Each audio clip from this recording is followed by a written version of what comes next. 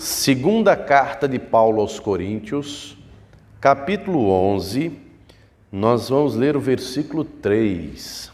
Está escrito assim: mas temo que assim como a serpente enganou Eva com a sua astúcia, assim também sejam de alguma sorte corrompidos os vossos sentidos e se apartem da simplicidade que há em Cristo. Somente até aqui. O apóstolo Paulo escreve aqui um alerta, não só para a igreja de Corinto, mas para a igreja de Cristo, para a igreja do Senhor Jesus. Na cidade de Corinto, haviam-se intrometido falsos mestres, obreiros fraudulentos, falsos apóstolos. Ele vai dizer lá na frente, não é, que os tais falsos apóstolos se transfiguram em ministros de justiça. Ele vai dizer mais, não é novidade se Satanás se transfigura em anjo de luz. Só que essa declaração que ele faz aqui é muito forte. O inimigo da nossa alma, que é o diabo, trabalha para corromper os nossos sentidos espirituais. Ele conseguiu na vida de Adão e Eva, mas ele não pode conseguir na nossa, em nome de Jesus. Nós temos que conservar a simplicidade que é em Cristo, porque em Cristo nós já somos mais do que vencedores. O Senhor nos dá poder para vencer toda a força do inimigo. Quem crê nisso, diga glória a Deus. Você crê também que o Senhor vai falar conosco? Então, por gentileza, coloque tua Bíblia sobre o teu assento. Vamos dar para o Senhor e para a sua palavra a melhor salva de palmas que você já deu. Feche os seus olhos, vá aplaudindo e glorificando. Senhor, nosso Deus e Pai, Deus bendito, santo e todo-poderoso, a tua igreja te aplaude e te glorifica. Abra os céus agora e receba o louvor da tua igreja, e por essa mesma abertura, vai derramando agora a tua graça, a tua bênção, a tua virtude e o teu poder. Ninguém veio aqui ouvir o homem falar, o homem não tem nada a dizer, todos viemos ouvir a tua voz, a tua palavra. Tome agora os lábios do pregador, a boca do mensageiro, que eu diminua, o Senhor cresça, remova toda barreira, todo obstáculo, e envie a tua palavra com poder e autoridade, e que a tua palavra agora vá e produza o resultado para o qual está sendo enviada, em nome do Senhor Jesus. Diga amém, Senhor. Tome o teu assento, por gentileza, mas preste muita atenção, não se distraia. Se você trouxe caneta e papel, tome nota de tudo o que vai ouvir e aprender. Amém? Muito bem. Deus, quando criou o ser humano, fez do ser humano uma tricotomia: corpo, alma e espírito. Não é? O corpo é o que é palpável, tangível. A alma é a sede dos sentimentos, das emoções, dos desejos, a psique, não é? A mente. E nos fez também, nos constituiu também de espírito, a centelha de Deus em nós, não é? O que nos mantém em conexão com o Todo-Poderoso. E Deus dotou o ser humano também de sentidos. Que sentidos são esses que todos nós temos? Visão, olfato, paladar, audição, tato. Esses sentidos estão intrinsecamente ligados no nosso ser, no corpo, na alma. Por exemplo, já aconteceu alguma vez de você ver algo que lhe fez chorar? Você presenciou algo que lhe fez vir as lágrimas? Já aconteceu, por exemplo, você tomar um susto, de repente você reagir gritando? Não é? Então, aquilo que vemos, aquilo que ouvimos, aquilo que presenciamos gera reações.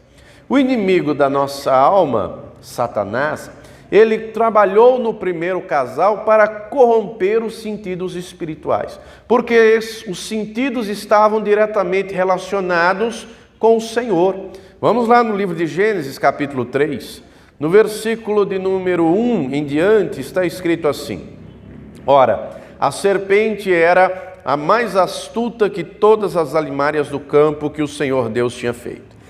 E esta disse à mulher: é assim que Deus disse, não comereis de toda a árvore do jardim?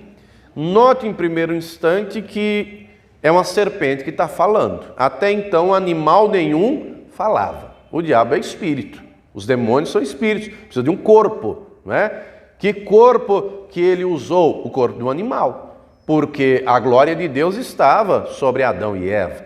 Então, ele usa a serpente. A Eva já está vendo algo diferente. Nenhuma serpente falava, essa começou a falar.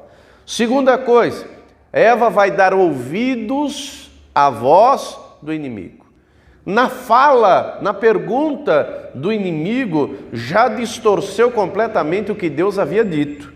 Porque Deus havia dito no capítulo 2, vocês podem comer de todas as árvores do jardim, inclusive da árvore da vida. Só não podiam comer de uma única árvore, que era a árvore do conhecimento do bem e do mal. Eva responde à pergunta. E aí o inimigo mais uma vez com astúcia. O que é astúcia? Astúcia, de acordo com o dicionário, é a habilidade de enganar. O dicionário define engano como induzir em erro. A Eva já sabia o que Deus havia dito, ela respondeu o que Deus havia dito. Mas o inimigo vai numa segunda investida e diz no versículo 4: então a serpente disse à mulher: certamente não morrereis, porque Deus sabe que no dia em que dele comerdes se abrirão os vossos olhos e sereis como Deus, sabendo o bem e o mal. Olha o que o inimigo está dizendo: seus olhos vão se abrir, você vai ver o que você não está vendo ainda, você vai ter um conhecimento a mais, tem algo oculto que lhe precisa ser revelado. Hoje nós sabemos que o que seria revelado era o mal, mas naquela época, não é? Talvez não passasse isso no entendimento da Eva, talvez ela não cogitou essa hipótese. O inimigo está dizendo: você vai ter uma visão maior, seus olhos vão se abrir. Eu me lembro de um desenho quando eu era criança, acredito que a maioria aqui já assistiu, um desenho chamado Thundercats. Tinha um personagem chamado Lion.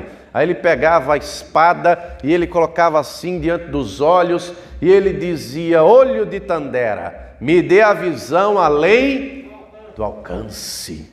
Minha festinha de aniversário de 1 ano, tenho foto até hoje. Na mesa eram os enfeites lá dos Thundercats. E aí ele tinha meio que uma revelação de algo que estava acontecendo, uma visão de algo que estava acontecendo em outro lugar, não é? Mas isso é um desenho, é uma ficção. Mas voltando aqui, o diabo está dizendo: você vai ver algo que você não viu ainda. Você vai ter acesso a algo que você não teve ainda. Aí em seguida o texto diz que ela olhou para o fruto. Ela olhou, ela desejou e ela pegou o fruto, comeu. Note aí os sentidos envolvidos, a visão envolvida, a audição envolvida, o paladar envolvido, o tato envolvido. E assim o ser humano teve os seus sentidos espirituais corrompidos, foram corrompidos. Até que veio o segundo Adão.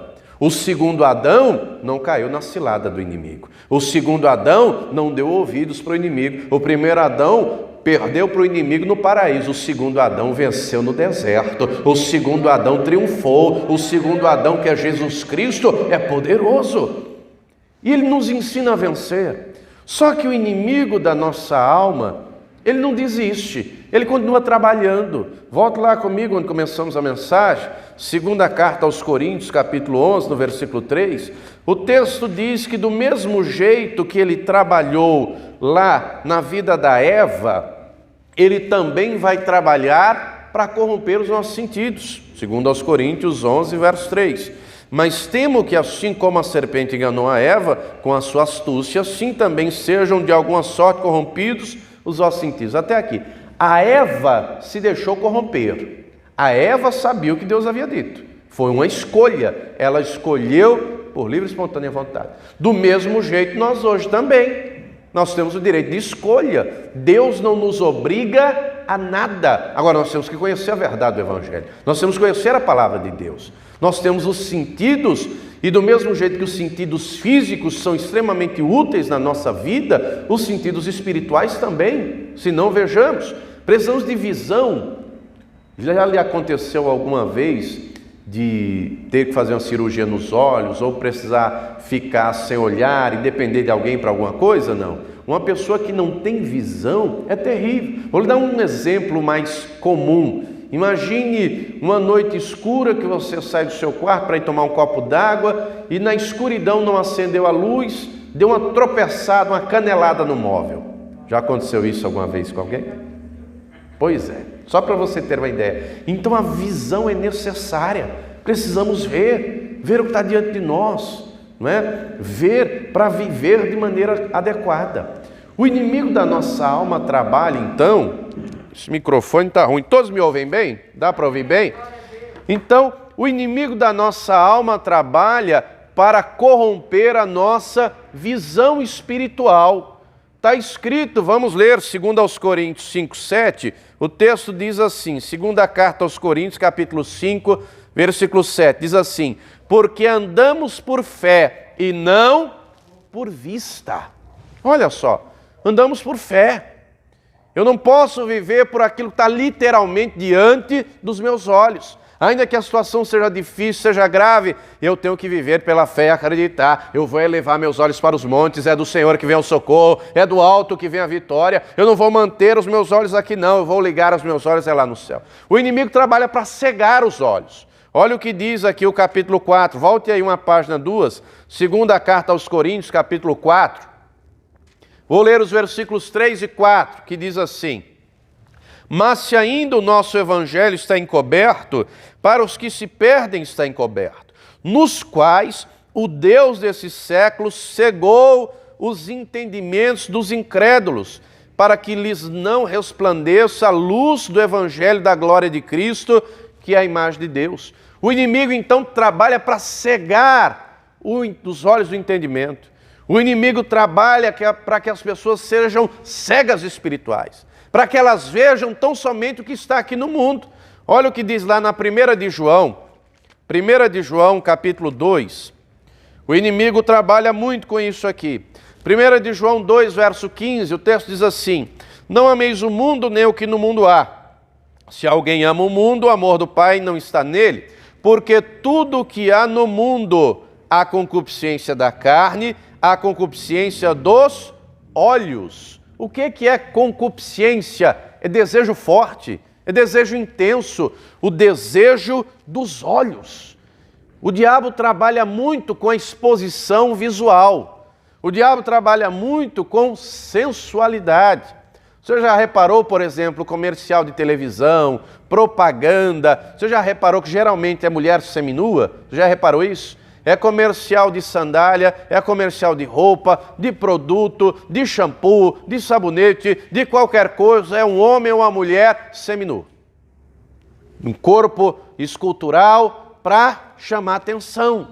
É lá no ônibus, é lá no outdoor, é em tudo que é lugar, para chamar atenção, para despertar cobiça. Você sabe que é mandamento do Senhor não cobiçar nada que é do outro. É mandamento, não cobiçar a esposa, o marido, o servo, a serva, nada que é do outro. Mas o inimigo trabalha para que os olhos das pessoas, a visão se limite aqui à terra. Meu irmão, você não pode deixar o inimigo corromper a sua visão, não. Seus olhos têm que estar lá no céu, seus olhos têm que estar no Senhor, você tem que ter visão espiritual, como Isaías, capítulo 6, né? Ele tem uma visão gloriosa, ele contempla o Todo-Poderoso, seus olhos têm que estar abertos, declare comigo, iluminados pelo Espírito Santo. Obrigado, querido. Primeira carta aos Efésios. O Espírito Santo ilumina os nossos olhos. Efésios 1:18. Efésios capítulo 1, versículo 18. Tendo iluminados os olhos do vosso entendimento. Tem gente que espiritualmente está cego. Você já viu a expressão igual cego em tiroteio? Tem gente que espiritualmente está cego.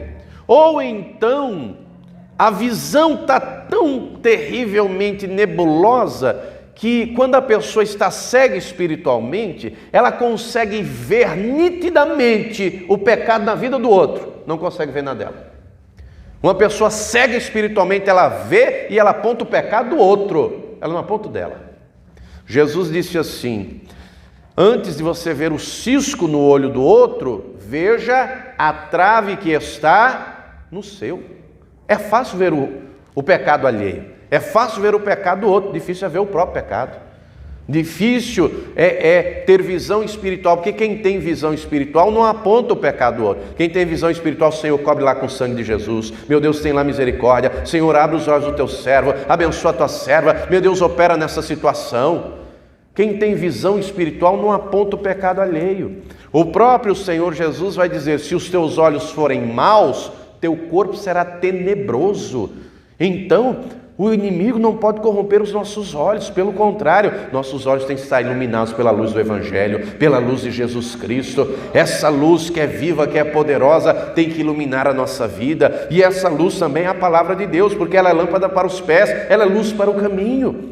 Quando a luz, nós vemos, por exemplo, imagine uma rua, uma estrada escura e uma lâmpada lá no final, a quilômetros de distância, 10, 15, 20 quilômetros, você pode ver lá ao longe uma lâmpada, até uma vela é possível ver a mais de 10 quilômetros de distância. Querido, querida, onde a luz chega, as trevas saem. Não deixe o inimigo cegar os teus olhos, não, mas ande com os teus olhos espirituais abertos, ande com os teus olhos linkados lá no céu, na glória do Senhor. É do alto que vem a vitória, é do alto que vem a glória de Deus, é elevando os olhos para os montes que vem o socorro, é os olhos lá no trono da graça, é os olhos na presença do Todo-Poderoso. Quem está entendendo, diga glória a Deus. Não fique com a visão limitada aqui na terra. Quem está com a visão limitada pensa, o problema chegou, a luta é grande, acabou, não tem jeito. Quem está com os olhos lá no céu, olha para o alto e diz, o problema é grave, é difícil, mas o Senhor é maior, o Senhor é poderoso, o Senhor é comigo. O inimigo trabalha também para corromper o nosso olfato espiritual. Você sabe que com o olfato sentimos aromas, cheiros, como também odores. É bom, pense aí num cheiro agradável, né? Seja de um perfume, seja, por exemplo, uma roupa lá com amaciante, né? Gostoso, você coloca aquela roupa lá, acabou, passou, está com cheirinho de amaciante, limpinha, cheiroso, né? Um perfume é agradável. Assim como também, imagine você passando uma rua, em algum lugar, o odor de lixo, de podridão, é desagradável, sim ou não? Espiritualmente, para que serve o nosso olfato espiritual, que tem que estar aguçado, tem que estar exercitado, tem que estar preparado para sentir o cheiro do pecado, meu irmão? Diz a Escritura que o cheiro da podridão do pecado de Sodoma e Gomorra chegou às narinas do Todo-Poderoso. Nós temos que ter o nariz, o olfato espiritual aguçado para sentir o cheiro do pecado e se afastar, O José, filho do Jacó, estava no Egito, a mulher do Potifar preparou a cena, preparou o adultério, preparou tudo. O José sentiu o cheiro do pecado e correu e fugiu. Nós temos que aguçar o nosso olfato espiritual para sentir o bom perfume de Cristo, é para sentir a presença do Senhor, é para que Ele olhe para nós e não sinta em nós o cheiro do pecado, mas cheiro de santidade, cheiro de quem se esforça dia após dia para conservar as vestes brancas. Olha o que diz no livro de Gênesis, capítulo 8, vamos ler aqui. Gênesis 8. Depois do dilúvio, as águas baixaram, Noé e a família saiu da arca, e ele toma uma atitude, ele faz algo para Deus. Gênesis 8, versículo 20. E edificou Noé um altar ao Senhor, e tomou de todo animal limpo e de toda ave limpa, e ofereceu holocausto sobre o altar.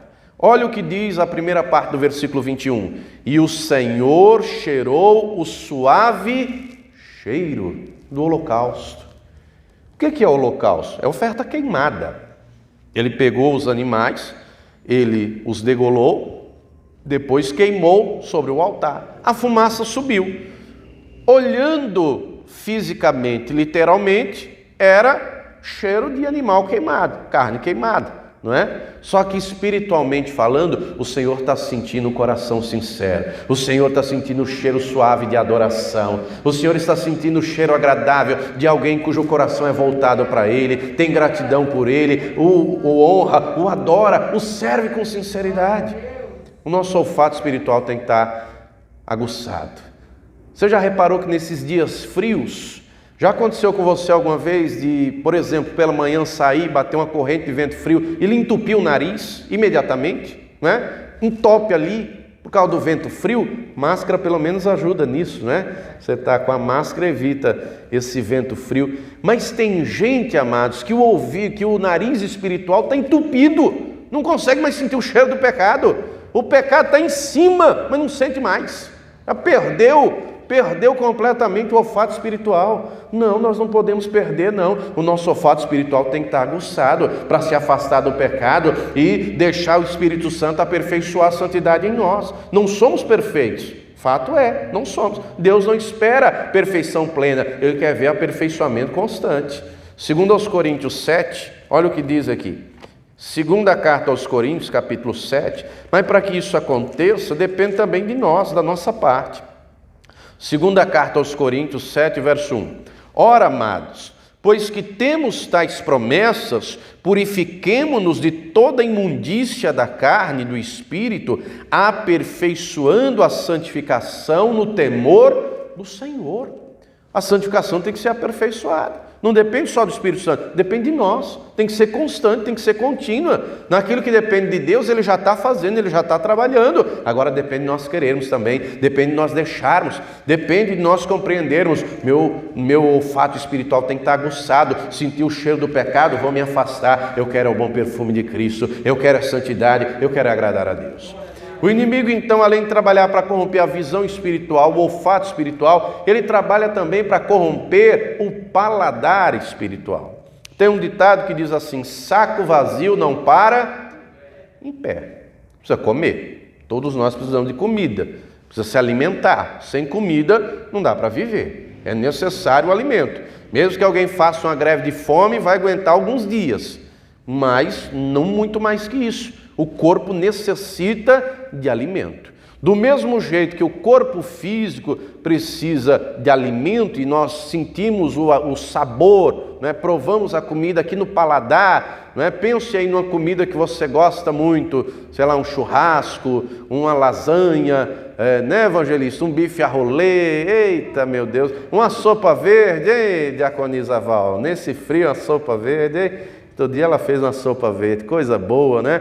Eu ganhei outro dia, um irmão trouxe para uma canjica, comi uma canjica quentinha, é uma maravilha, né? Com o paladar você vai saboreando, você vai provando, você vai sentindo o sabor. Meu irmão, o nosso paladar tem que ser aguçado para degustar essa palavra aqui, ó, porque essa palavra é alimento, essa palavra é sustento, essa palavra levanta quem está caído, essa palavra fortalece quem está fraco, essa palavra, quando entra no nosso ventre, nos coloca de pé. Certa feita, o profeta Elias estava fraco, desanimado, depressivo, angustiado, pedindo a morte.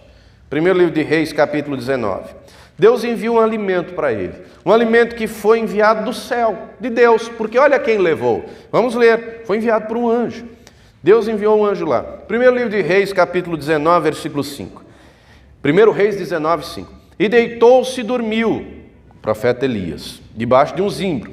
E eis que então um anjo o tocou e lhe disse: levanta-te e come. E olhou, e eis que à sua cabeceira estava um pão cozido sobre as brasas e uma botija de água. E comeu e bebeu e tornou a deitar-se. E o anjo do Senhor tornou segunda vez e o tocou e disse: levanta-te e come, porque muito comprido te será o caminho. Levantou-se, pois, e comeu e bebeu, e com a força daquela comida caminhou 40 dias e 40 noites até Horebe, o monte de Deus. Meu irmão, esse alimento aqui é poderoso para te levantar, e você tem que se alimentar desse alimento, e você tem que comer desse pão, e você tem que beber da água do Espírito Santo, porque tua jornada é comprida, a nossa jornada é longa, o caminho é rumo à eternidade, e temos que nos alimentar todo dia da palavra, e nos alimentar, e comer, e nos encher, para nos manter de pé.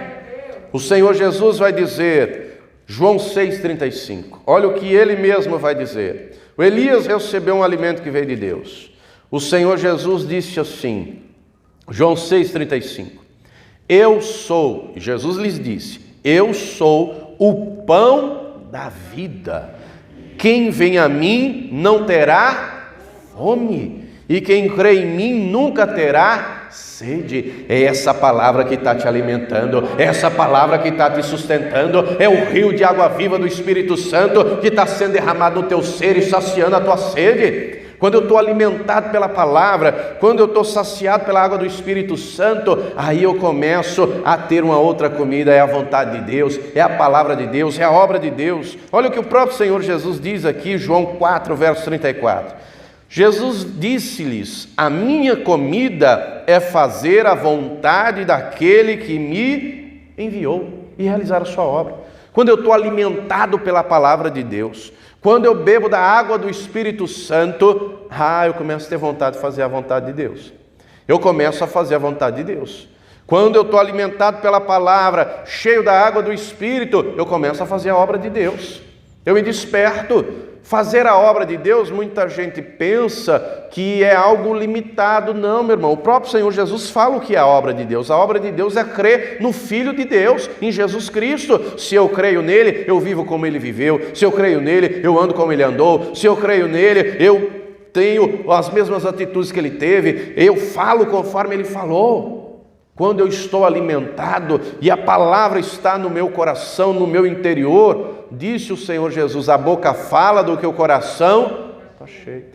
Mas Deus tem para você, declare comigo, Deus tem para mim alimento sólido, sustento. Já aconteceu de você comer uma bela feijoada e ficar cheio, saciado? Outro dia me convidaram ali, um dia de sábado, esses dias atrás. O irmão completou aniversário, ele falou: pastor, eu quero muito que o senhor venha aqui na minha casa. Eu falei: eu vou, com todo prazer. E ele fez uma feijoada. Mas que feijoada! Eu almocei, amados, a feijoada, eu nem jantei mais. A feijoada me saciou na hora do almoço, porque é comida forte. Agora, é diferente de só tomar um copo de leite, não é verdade? Por que eu estou dizendo isso? Porque quem está acostumado com feijoada não quer voltar para o leite. Quem está só no leitinho, feijoada não aguenta, o estômago não aguenta. Por que eu estou dizendo isso? Olha o que Paulo diz à igreja de Corinto. Vamos ler aqui. O inimigo trabalha, amados, para que as pessoas vivam no leitinho, com alimento raso, pouco. 1 Coríntios 3, versículo 1. E eu, irmãos, não vos pude falar como a espirituais, mas como a carnais, como a meninos em Cristo. Com leite vos criei, e não com manjar, porque ainda não podíeis, nem tampouco agora podeis, porque ainda sois carnais. Pois, havendo entre vós invejas, contendas e dissensões, não são porventura carnais e não andais segundo os homens? Olha só, quem está no leite ainda, vive na contenda, na briga, na inveja, vive na carne. Quem está já no alimento sólido, quem está já na feijoada, meu irmão, esse está de pé. Pode vir a luta que vier, o problema que vier, mas tem substância, tem força, está de pé. Nos nossos dias, como diz o ditado, saco vazio não para em pé, tem gente por aí que está igual saco vazio, vazio de Deus, sem o alimento, caído, prostrado, desanimado, angustiado. Meu irmão, Deus tem feijoada, Deus tem manjar sólido para você, mas você tem que exercitar o seu paladar espiritual e comer mais da palavra, e comer mais, e se alimentar do alimento verdadeiro, do alimento sólido. Na carta aos Hebreus, capítulo 5, vamos ler aqui. Carta aos Hebreus, capítulo 5. Eu vou ler a partir do versículo 12, que diz o seguinte, vamos ler aqui, aos Hebreus 5, 12. Porque devendo já ser mestres pelo tempo, ainda necessitais de que se vos torne a ensinar quais sejam os primeiros rudimentos das palavras de Deus. E vos haveis feito tais que necessitais de leite e não de sólido mantimento. Gente que já tinha anos e anos de igreja, mas estava no leite ainda. Já era para estar dando aula, mas estava envergonhando. Versículo 13. Porque qualquer que ainda se alimenta de leite não está experimentado na palavra da justiça, porque é menino.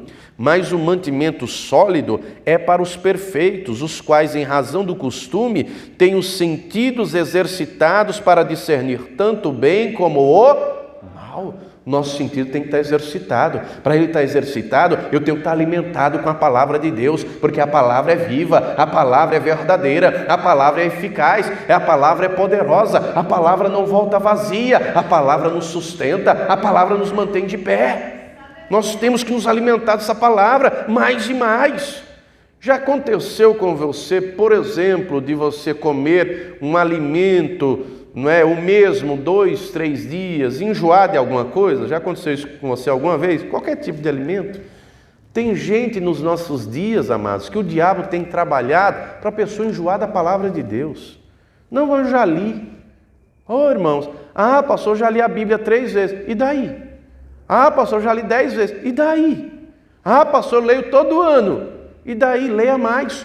Coma mais, se alimente mais, porque não adianta só ler, não adianta só conhecer, a diferença está no praticar, a diferença está no viver. Tem muita gente que conhece muito, já leu diversas vezes, mas não vive. O diabo também conhece em todos os idiomas, dos mais de 6.000 que existem no mundo, ele conhece em todos, até em língua de anjo, mas não vive, não pratica. Meu irmão, essa palavra tem que nos alimentar, essa palavra tem que nos manter de pé, essa palavra tem que nos firmar. Tem gente que é raquítico na fé, tem gente que está desnutrido da palavra de Deus, está fraco, caído.